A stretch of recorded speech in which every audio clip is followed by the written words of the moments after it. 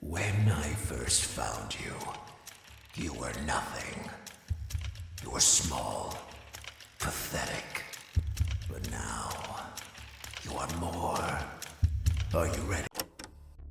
Five Nights at Freddy's Security Breach was released December 16th, 2021. This game is both the most unique FNAF game and the most lost. Its story feels segmented, incomplete, and just honestly pretty broken.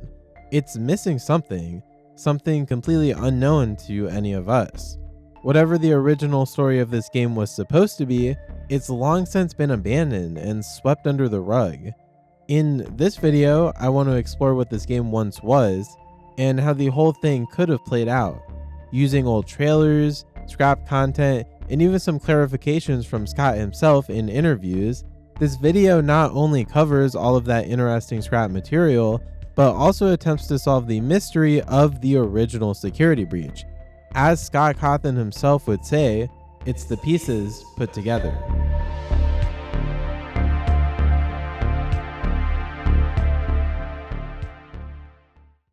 In my last video, I made a general overview of some of the scrap material in this game, but I didn't go too far into anything in particular.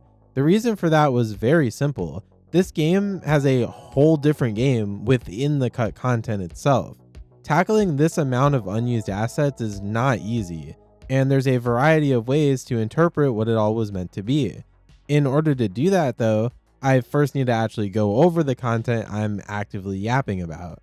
There's quite a lot, and what better place to start than the building itself? Freddy Fazbear's Mega Pizzaplex is a truly fascinating building.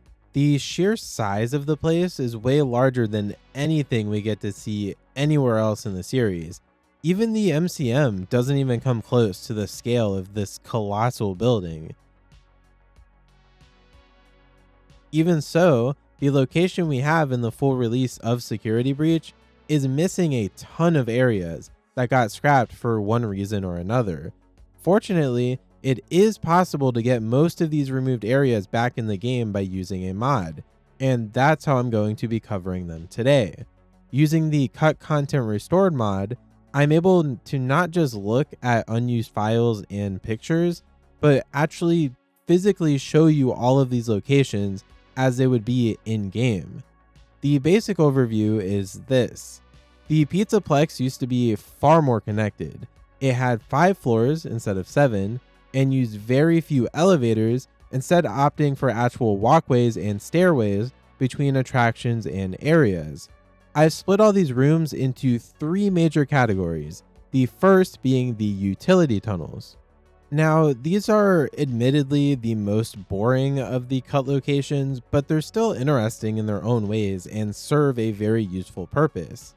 The main purpose of all of these would pretty much be to make exploration and gameplay in general way easier and more direct than it is now.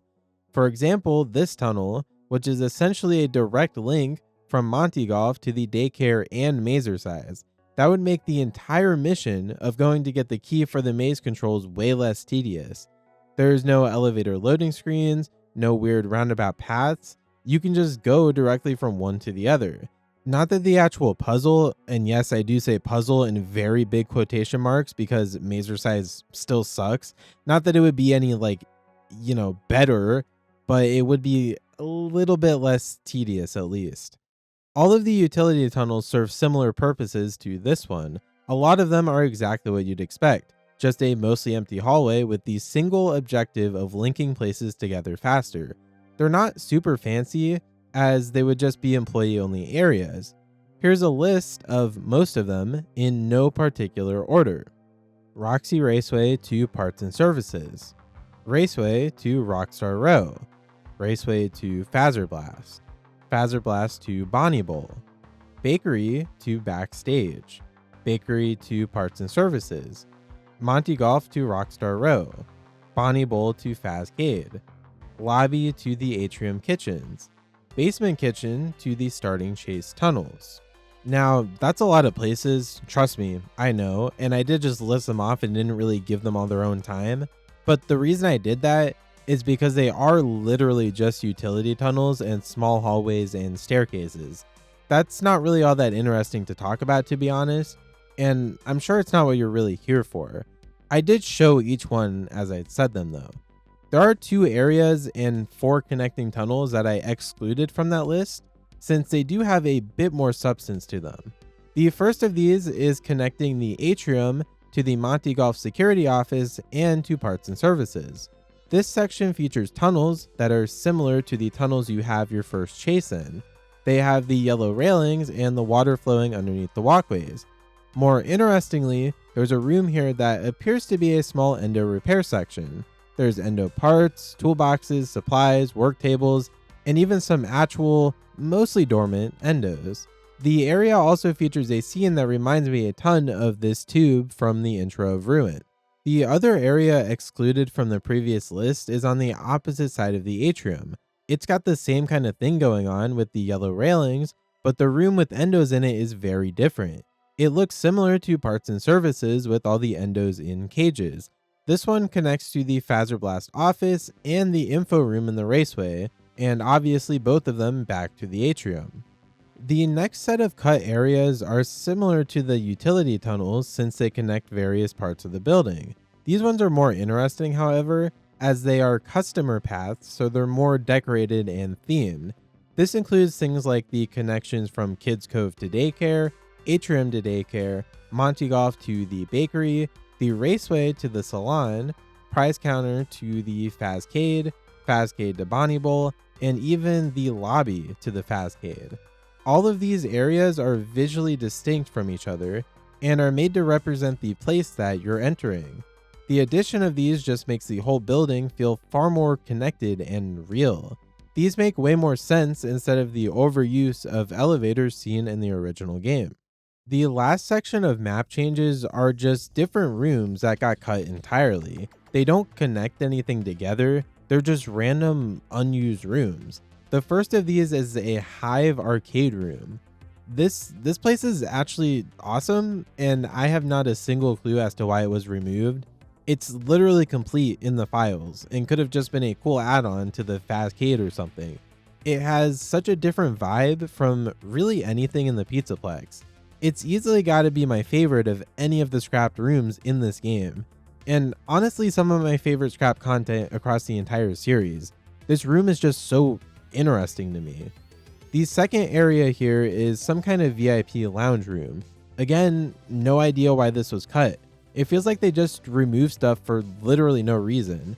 Maybe they didn't find a use for the rooms, but even then there's a bunch of rooms in the full game that serve no purpose, so that argument wouldn't really make any sense.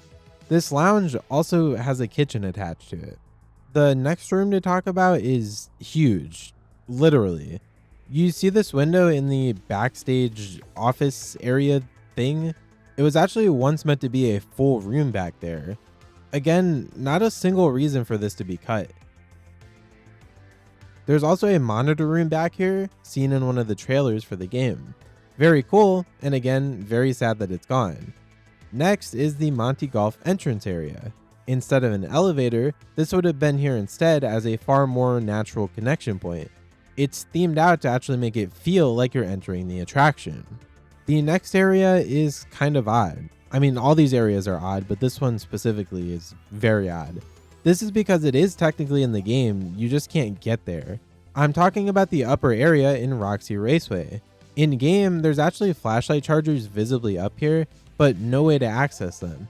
It is a bit empty, so maybe they just counted it as an unfinished area, but a lot of the base game Pizzaplex feels empty anyways, so that doesn't really make a lot of sense.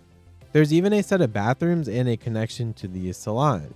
Another room is the Frozen Endo room. It's in the back of the Monty Golf kitchen, which makes sense because it's where you would get the Fazcam, which in base game is found in Monty Golf. There's not much here, it just has some frozen endos in it and that's about it. It does relate to another cut room and the cut mission to get the Fazcam, the boiler room.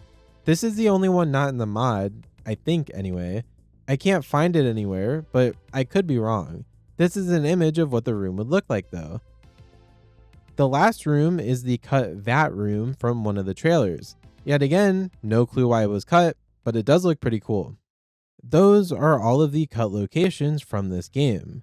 I did mention the trailers a couple of times there, so let's jump to those next.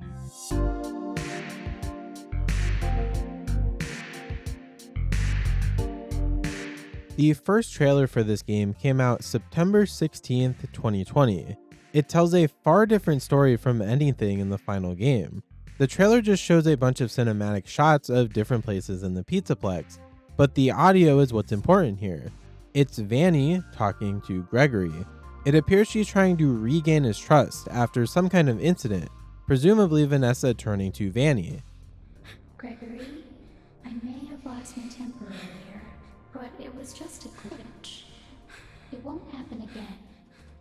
Towards the end, we hear Freddy talking to Gregory, telling him to... Gregory, be still. I think she's found us.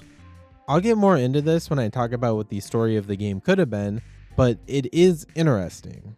The next trailer released on February 25th, 2021. This one appears to be somewhat of a continuation of the previous. Well, not a continuation, but it does match what we see in the first one. It starts with Afton talking about Vanessa. When I first found you, you were nothing. You were small, pathetic. We then get a shot of the 4 main animatronics, all of which appear to be evil. Some more lines are played of Vanessa, where she's talking to Gregory. She talks of escaping, and that there's more going on here than he knows. The video itself is mostly just gameplay clips, most of which are in the final game. The next set of lines we get is by far the most interesting thing in any of these trailers. It's from an unknown character, and he says this. You will do as I say. You will bring me what I want. And if you fail me, then you will, both of you, burn! It seems to want to be Burn Trap, but he sounds different from the first lines in the trailer, which I thought would be Burn Trap since it's literally Afton talking about Vanessa or Vanny. So it's such a weird line. It's so fascinating to me. It's such a weird line. It's interesting and strange, to say the least. The final trailer for Security Breach is completely different from what we see in the first two, but there's actually not too much to say about it. It matches what we see in the final game and has little to no relation to those older trailers. This section was short, but also very necessary for what I'm doing in this video. With that, the final section of cut content is voice lines. The first set of these cut lines was mentioned earlier. They're cut lines relating to a mission with the frozen endos. That endo's frozen solid. It's holding some sort of camera? Perhaps if you adjusted the heat in the boiler room, you could melt it. The next set of lines is more significant, relating to Freddy's role in the early story for this game. These are lines which imply that Freddy would once betray Gregory and be looking for him while he hides. Come back. I thought we were friends. Gregory. Where are you? Why do you hide? Superstar. Some other cut Freddy lines are alternative versions of the audio from the beginning of the game in which Freddy refers to blood. Ooh, that's so scary. I guess they were cut to be kid-friendly or something, but then they put bodies in Secret of the Mimic, so I don't get it. Similar to Freddy, Vanessa also has cut lines in which she is heard looking for Gregory. Gregory, I'm here to help. I can keep you safe. Is someone there? You've got to trust me. She also has ones where she's heard talking directly to the other animatronics or a different person entirely, probably Glitch Trap. I'm sorry. I think we lost him. I found him. Check the area. Monty, Roxy, Chica, report. Okay, I didn't mean to. No, I can find him. Do you know how many arcade games there are? I've looked everywhere. It's not here. That's all the cut content that I didn't already dive into in the other video I made about this stuff. Now, I would like to do a little bit of theorizing and make a basic outline of what I think this game could have been. given they use this scrap material rather than, well, scrapping it.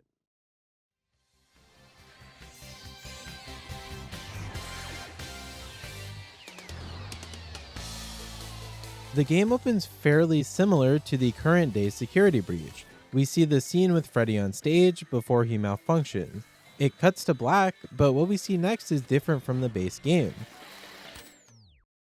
We see a scene of Gregory in the Pizzaplex during normal business hours. He's having fun, watching the band perform, eating pizza, and playing arcade games throughout the building. It's a montage of him just having fun in the building. Towards the end though, during the last hour of the night, he notices something. It's not directly revealed in the cutscene, but Gregory looks at whatever it is, scared yet curious. He enters an employee-only hallway and the scene fades to black. This is where we take control of Gregory. We're in some unknown employees-only area as an announcement plays over the intercoms. Ladies and gentlemen, thank you for visiting, and we hope you enjoyed the show. Freddy and the gang are pretty tired, but they'll be back again next week after a few days of scheduled maintenance. Please make your way to the front of the building, where you will be given Monopoly classes, a voucher for 1 free soda refill, and where you will sign a legal disclaimer releasing us of all liability for anything that might have happened during your visit. Have an awesome night, and we'll see you again soon. After hearing the announcement, the player is directed towards the entrance of the building. I'm not going too far into gameplay here, as that's not the point of this video, but I imagine this part to be something where the player would sneak around and have to avoid getting spotted by any animatronics. Gregory makes it to the entrance, but the doors close just as he gets there, like in the full game.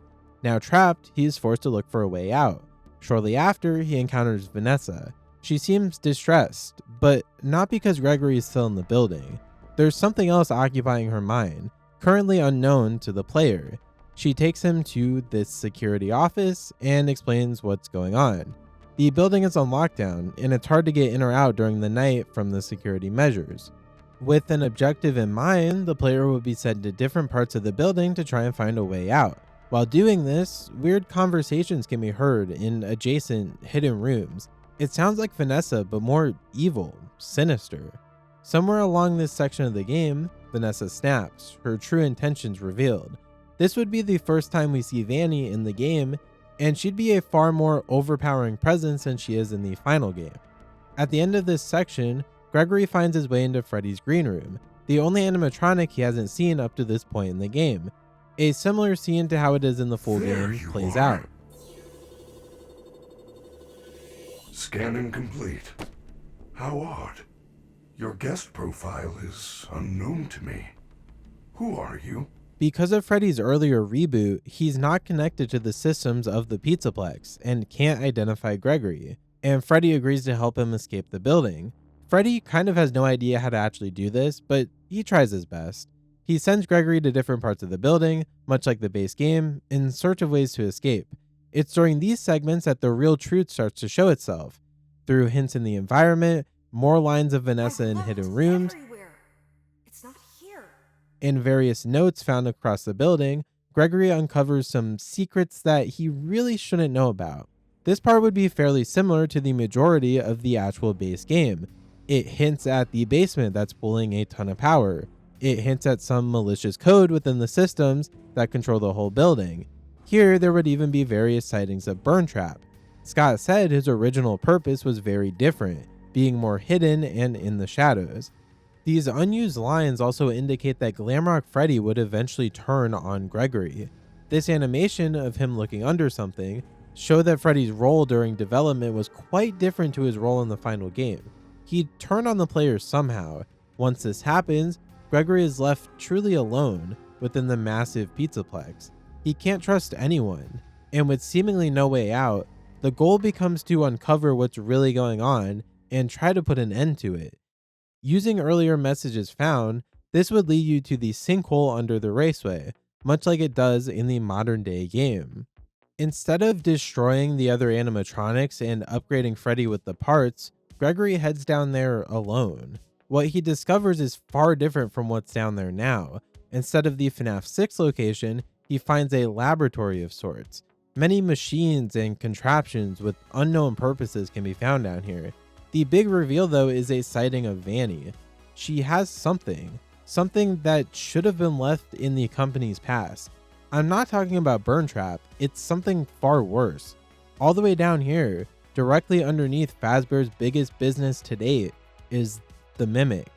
You find that Vanny is trying to feed Afton's personality into this currently dormant endo. It all really starts to come together. It would make sense, at least more than what happens in the game we ended up getting, but how exactly did this whole thing come to be? Fairly similar to what happens in the game's current story actually. Vanessa was a beta tester for the Fazbear virtual experience and gets taken over by Glitchtrap. When the Pizzaplex is built, she helps sabotage the building, getting his code into the core systems of it.